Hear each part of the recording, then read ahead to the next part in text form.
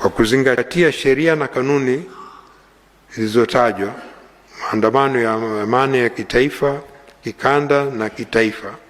na ushahidi uliowasilishwa mbele ya tume, ni maoni ya tume kuwa kilichotokea wakati na baada ya uchaguzi mkuu haikuwa maandamano ya amani na hivyo kuwa nje ya kinza ya sheria na kanuni hizo. Isitoshe, tume imepata ushahidi usio wa shaka kwa matukio ya ghasia ya 29 Oktoba yalipangwa, yaliratibiwa, yalifadhiliwa na kutekelezwa na watu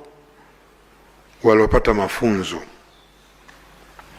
Waratibu walitumia mbinu mbalimbali ikiwemo kuwatumia watu wasio na ufahamu wa kina na vijana waliokata tamaa, huku wakihakikisha kwa vitendo vya ghasia vinafanyika kwa wakati mmoja kufika maeneo tofauti ili kuwachanganya na kutawanya jeshi la polisi.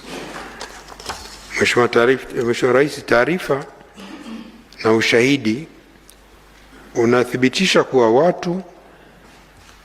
waliokuwa wakizunguka katika maeneo mbalimbali kama vile mitaani, vyuoni, kwenye masoko na stendi za mabasi wakishawishi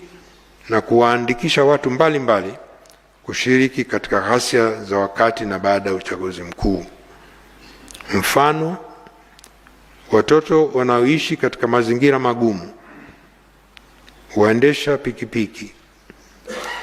na wajasiriamali wadogo walieleza kuwa walipewa fedha kati ya shilingi 10,000 hadi shilingi 50,000, ni waliahidiwa ajira na maisha bora. Ilielezwa zaidi kuwa kuanzia tarehe 12 Oktoba mwaka 2025 hadi tarehe 28 Oktoba waliwekwa pamoja kupewa mafunzo, kuandaliwa na kuhamasishwa kuwa sehemu ya kuanzisha na kushiriki ghasia siku hiyo. Aidha, ilibainika kuwa makundi yaliyoshawishiwa ndio wahusika zaidi katika ghasia, wakati wahusika wakuu wa ghasia na waratibu hawakuwepo kwenye maeneo ya matukio, hali iliyochangia kwa kasi kubwa kutokamata kwao, huku wengi na waliokamatwa wakiwa na wananchi wa kawaida, wakiwemo wafuata mkumbo au kushawishiwa kwa malipo kidogo au hadi ya kunufaika na mabadiliko yaliyopangwa bila kuwa na uelewa wa malengo halisi ya wahusika wa maandamano.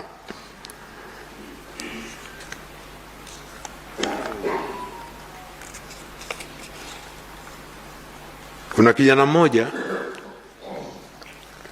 Usariva, Arusha, kwa miaka 16, alishawishiwa, alipewa shilingi 50,000 ashiriki, na walimwahidi, na kwa maneno yake walimwahidi watampa shilingi 5,000,000 akishiriki, na kwa ushahidi wake anasema walinipa mchongo utakaonitoa kwenye umaskini. Huyo ni mmoja tu katika mashahidi ambao wamekuja mbele ya tume kuelezwa namna walivyorubuniwa ili kushirika kwenye ghasia.